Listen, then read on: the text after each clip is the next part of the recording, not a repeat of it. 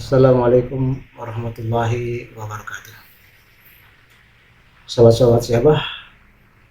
Kita ketemu lagi dalam satu pembahasan. Kali ini yang akan kita bahas adalah tentang menjaga marwah leluhur. Ya. Sobat-sobat siapa?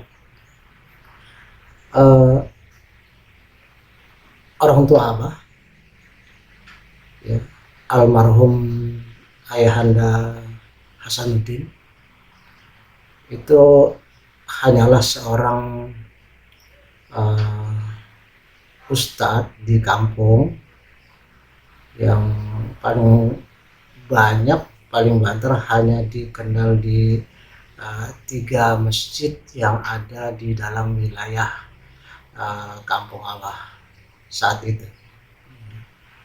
Beliau hanyalah seorang ustadz yang biasa mengimami sholat rawatib, kemudian juga ada pengajian, baik itu pengajian kaum bapak, juga pengajian kaum remaja, di samping pengajian yang diselenggarakan di rumah untuk anak-anaknya sendiri. Ya. Jadi singkat kata, orang tua Abah ini, almarhum Hasanuddin ini adalah seorang ulama, tetapi hanya di tingkat kampung saja, ya. Tidak terkenal kemana-mana, apalagi zaman dahulu tidak ada media sosial, jadi tidak bisa dakwahnya disiarkan melalui berbagai platform media sosial karena memang zaman dulu itu belum ada. Ya. Kakak Abah yang nomor 1 adalah seorang perempuan yang juga bergelar atau disebut oleh masyarakat sebagai Ustazah Nur Hasanah. Ya. Beliau adalah seorang guru agama, ya, di sekolah dasar, kemudian juga di SMP, ya, sehingga sampai pensiunnya tetap menjadi guru pelajaran agama Islam, dan juga aktif mengisi pengajian untuk kaum ibu. Kakak Abah yang nomor 3 itu adalah Zainal Abidin, juga digelari masyarakat sebagai Ustadz Zainal. Beliau juga aktif mengisi pengajian di berbagai masjid, di berbagai event,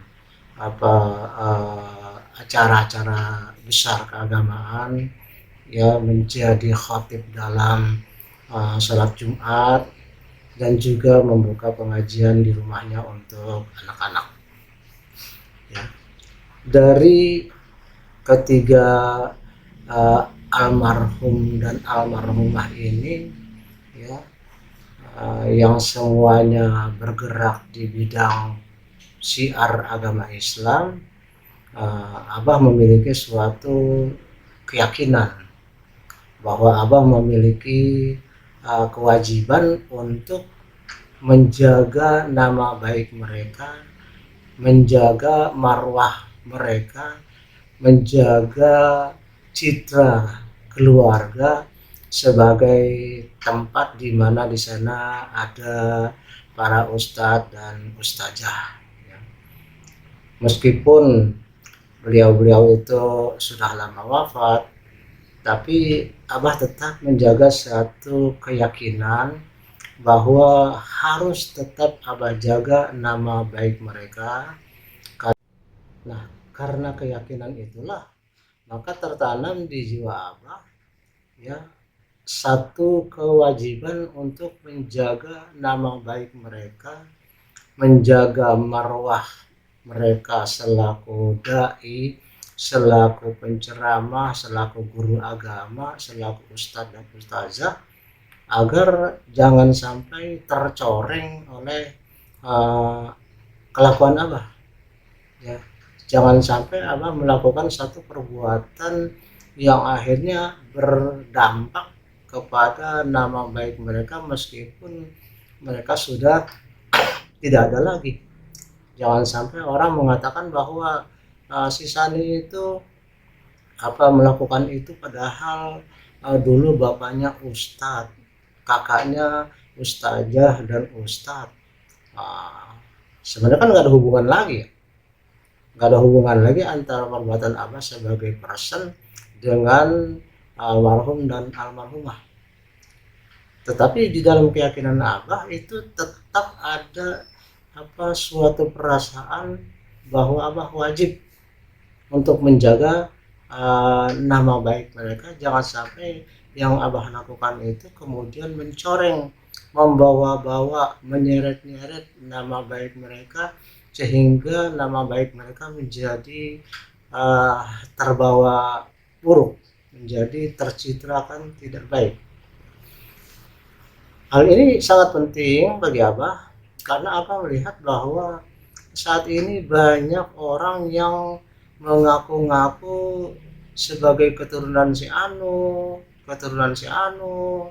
tapi kemudian apa yang dilakukan sama sekali tidak sesuai dengan yang masyarakat kenal, yang diketahui secara umum tentang orang yang diklaim tersebut. Ya, katakanlah ada kelompok orang yang mengaku sebagai keturunan baginda Nabi besar Muhammad Shallallahu Alaihi Wasallam, sebagai cucu keturunan kesekian, ya, di mana mereka menyebutkan bahwa di dalam tubuh mereka mengalir darah Rasulullah. Tetapi kemudian kita dengan mata kepala sendiri, dengan terang benderang, dan bahkan sekarang ini karena ada media sosial yang banyak memberitakan sepak terjang mereka, boleh dikatakan bahwa apa yang mereka lakukan, apa yang mereka katakan itu sama sekali tidak berkesesuaian ya. Kita mengetahui bahwa Rasulullah adalah pribadi yang santun, pribadi yang tidak pendendam, pribadi yang sangat menghormati orang lain. Bahkan beliau mendapat sebutan sebagai memiliki akhlakul karimah, karena beliau sendiri itu mengatakan bahwa sesungguhnya aku diutus oleh Allah Subhanahu wa taala ke dunia ini adalah untuk memperbaiki akhlak. Innama bu'istu liutammima makarimal akhlak. Ya. Tetapi kemudian setelah sekian lama waktu berjalan, sekitar 1400 tahun kemudian, ada kelompok-kelompok yang mengaku sebagai keturunan beliau, tapi sama sekali tidak memperlihatkan ciri-ciri bahwa mereka memiliki akhlak yang meniru, akhlak yang mewarisi, akhlak yang menjaga marwah maupun citra serta nama baik dari Rasulullah. Yang ditampilkan justru adalah kebalikannya, di mana mereka sering menyerang kelompok-kelompok lain, kemudian sering mengeluarkan kata-kata yang tidak baik, ya bahkan caci maki, bahkan tidak segan-segan untuk kemudian menyerang, mengajak perang orang-orang yang mereka anggap tidak sesuai dengan kemauan mereka. Ada kelompok-kelompok yang kita ketahui saat ini yang meragukan keabsahan keturunan mereka atau adalah berujung kepada baginda Nabi besar Muhammad SAW. Mereka tidak berusaha untuk membuktikannya baik secara sejarah maupun secara ilmiah melalui tes DNA. Tapi yang mereka lakukan justru mereka murka, mereka ngamuk, dan mereka menyerang orang-orang yang memiliki pendapat bahwa antara mereka dengan Rasulullah itu tidak ada keterkaitan sama sekali. Ya, tidak ada sejarah yang nyambung, tidak ada tali temali yang menghubungkan antara mereka dalam garis keturunan dengan Nabi Muhammad SAW. Alih-alih mereka berusaha meyakinkan, mereka justru makin memperlihatkan watak yang sama sekali tidak sesuai dengan wataknya Rasulullah. Ya. Padahal dalam kacamata Abah sendiri, dalam pandangan Abah sendiri, ya, sesuai dengan apa yang telah diwahyukan oleh Allah di dalam Al-Quran, sebenarnya dalam Islam itu tidaklah penting apa yang namanya keturunan secara biologis. Sama sekali tidak dipentingkan genetika, ya, tapi yang dipentingkan adalah tingkat ketakwaan seseorang.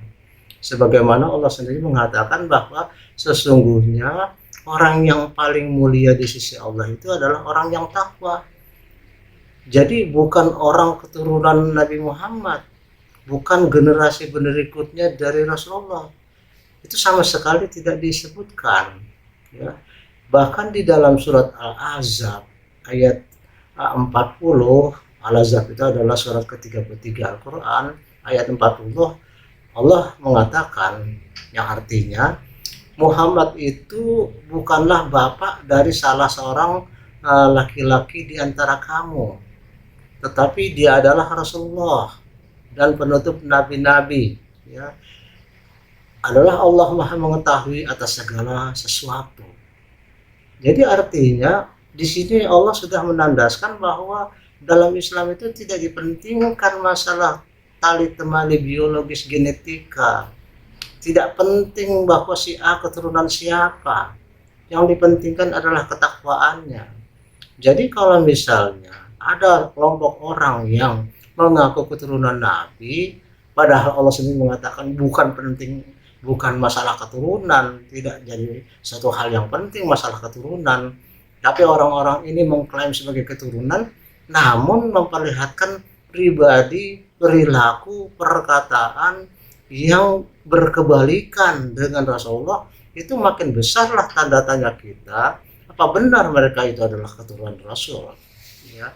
Karena dari ayat ini saja sudah jelas, sudah ditegaskan bahwa Nabi Muhammad itu bukanlah bapak biologis bagi umatnya, ya, tapi bapak ideologis bahwa Islam mengajarkan tauhid dan mengajarkan akhlak yang karimah agar bisa menjadi rahmatan lil alamin.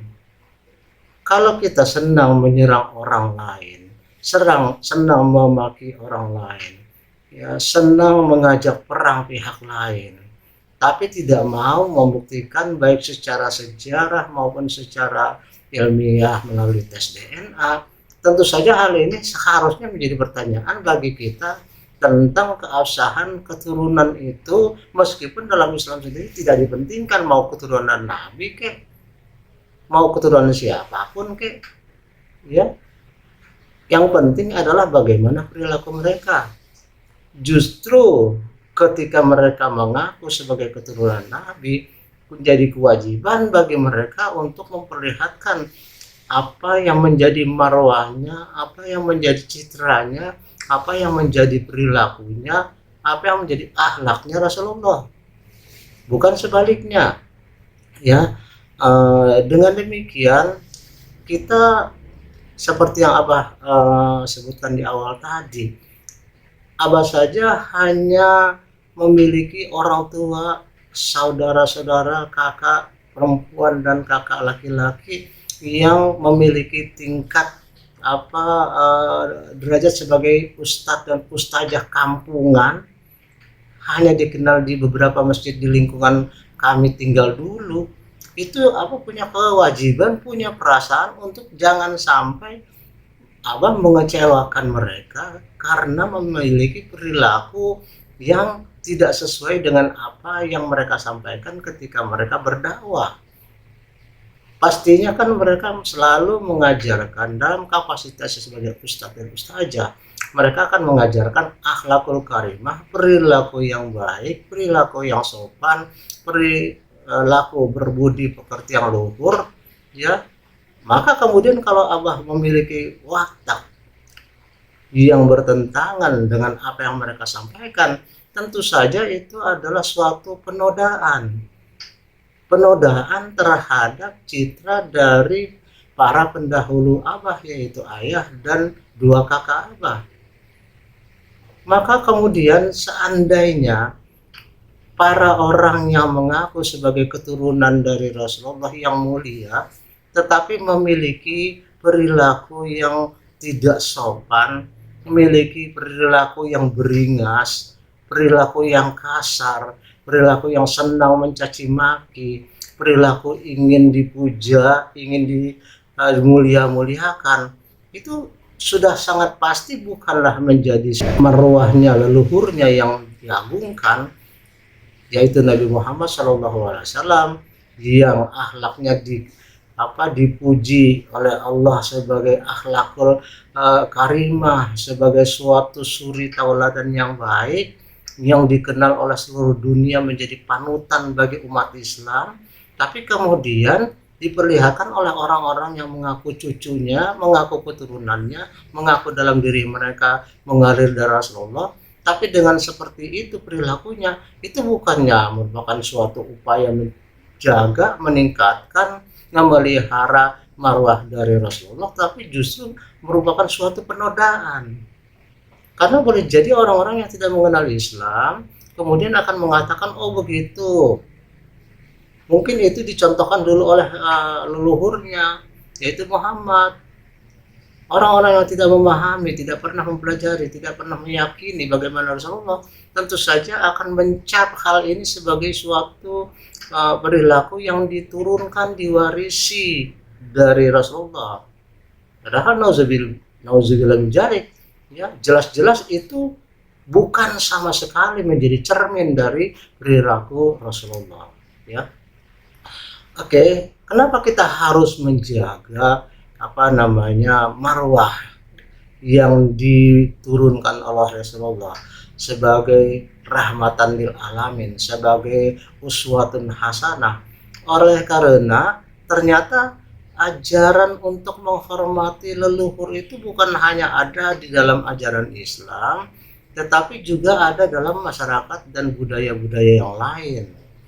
Misalnya kita ambil contoh, ya, budaya yang ada di dalam masyarakat Cina, ya, masyarakat Cina baik yang ada di negara mereka maupun Cina keturunan yang ada di negara kita.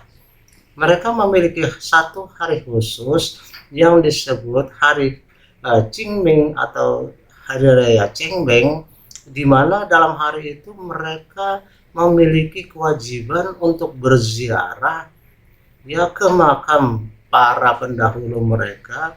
Mereka kemudian melakukan ritual keagamaan di sana, mereka membersihkan makam tersebut, ya, dan kemudian mereka akan memberikan, katakanlah, persembahan berupa berbagai macam alat yang diyakini mereka bisa membawa keberkahan bagi si mati, ya. Mereka akan membakar uang-uangan kertas atau benda-benda lain yang diharapkan akan terkirim kepada para mendiang leluhur mereka. Ini suatu bukti bahwa meskipun Cina sudah menjadi negara modern, bahkan di Indonesia juga mereka banyak yang sudah sukses secara ekonomi, tapi mereka tetap memelihara apa yang namanya tradisi, kebiasaan untuk menghormati para leluhur melalui suatu peringatan yang diberi nama Hari Raya Qingming atau Hari Raya Qingming, ya, hari raya menghormati leluhur. hari raya mereka mengucapkan terima kasih kepada para leluhur yang sudah mendahului dan berjuang untuk mereka. Jadi tradisi menghormati leluhur, tradisi menjaga marwah dan citra leluhur tidak hanya ada di dalam masyarakat Indonesia, tapi juga hidup dan senantiasa dipelihara oleh masyarakat Cina, baik yang ada di negara mereka maupun yang ada di Indonesia. Demikian juga di dalam masyarakat yang lain, seperti masyarakat Arab. Masyarakat Arab itu juga memiliki tradisi untuk menghormati para leluhur mereka dengan cara-cara yang boleh dikatakan itu mirip dengan apa yang dilakukan oleh orang-orang Indonesia. Misalnya melakukan ziarah ke makam orang tua, ayah dan ibu maupun saudara-saudara mereka pada hari-hari tertentu, misalnya hari Idul Fitri, hari Idul Adha dan sebagainya. Kalau kita dalam masyarakat Indonesia kan kita tahu menjelang bulan Ramadan pun kita suka ziarah, dan kemudian pada hari raya Idul Fitri serta hari raya Idul Adha kita juga melakukan ziarah. Di sana kita akan mendoakan para leluhur kita, para orang tua kita, semoga di dalam kuburnya mereka mendapat ketenangan. Semoga mereka itu akan senantiasa mendapatkan tempat yang terbaik di sisi Allah Subhanahu wa taala, ya, diampuni semua dosanya, diterima iman Islamnya, diterima amal ibadahnya. Masyarakat Arab dalam hal ini berkesesuaian sama dengan apa yang dilakukan oleh masyarakat Indonesia. Kemudian dalam masyarakat Arab juga ada tradisi berdoa dan berzikir, membaca doa, membaca zikir untuk dialamatkan kepada para leluhur, para pendahulu yang telah meninggal. Ya, tradisi ini sangat dicermati, sangat dihormati, sangat dijaga oleh masyarakat Arab. Sama juga dengan seperti kita di Indonesia, doa dan zikir ini biasanya akan kita lakukan ketika kita melakukan menyelenggarakan satu acara-acara tertentu, senantiasa diselipi dengan doa arwah untuk para leluhur. Ya, kemudian juga dalam praktek terhadap orang-orang yang masih hidup kepada orang tua, sama dengan apa yang telah diajarkan oleh Islam, masyarakat Arab itu juga menghormati orang tuanya, ya, bagaimana juga telah diperintahkan oleh Al-Quran, oleh Allah dalam Al-Quran surat Al-Isra ayat 23, ya, dan yang artinya adalah, dan Tuhanmu telah memerintahkan kamu tidak menyembah selain kepada Allah, ya, kemudian dan agar kamu berbuat baik kepada ibu bapakmu, ya. Kemudian kamu melakukan itu dengan cara yang sebaik-baiknya. Berarti sama dengan masyarakat Arab, di Indonesia juga seperti itu, menghormati orang tua.